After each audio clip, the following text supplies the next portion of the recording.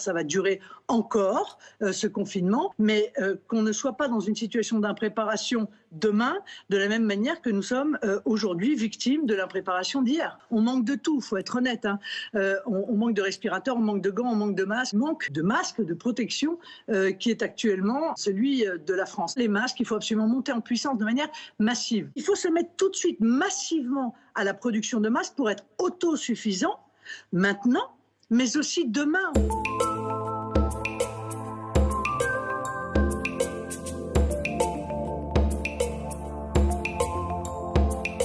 Quand en 2009, la grippe H1N1 frappe la France, tout est en place. La France a passé des commandes impressionnantes qui s'élèveraient à 400 millions d'euros. Le stock de masques, lui, s'élève à 1,7 milliard. On les distribue sans compter. Mais la grippe ne s'avère pas aussi grave qu'attendu. Roselyne Bachelot est accusée d'en avoir trop fait et dilapider l'argent public pour une grippette. C'est ce que ça veut dire, Marine Le Pen, quand vous demandez la démission de Roselyne Bachelot, la ministre de la Santé? Écoutez, gouverner, c'est prévoir. Quand on n'est pas capable de prévoir et que on dépense l'argent des contribuables sans raison, parce que là, en l'occurrence, on parle de près de 2 milliards d'euros.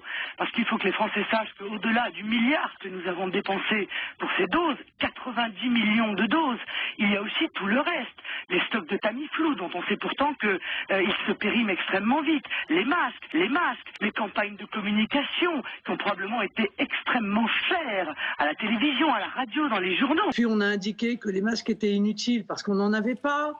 Et ça a été une suite comme ça, ininterrompue, si vous voulez, sur de la mensonges question... qui ont évidemment créé une défiance de la part de la population. Il y a une vraie crise de confiance en réalité entre le peuple français et le gouvernement. Parce que malgré la campagne anxiogène qu'a développée Madame Bachelot, eh bien les Français n'ont pas suivi.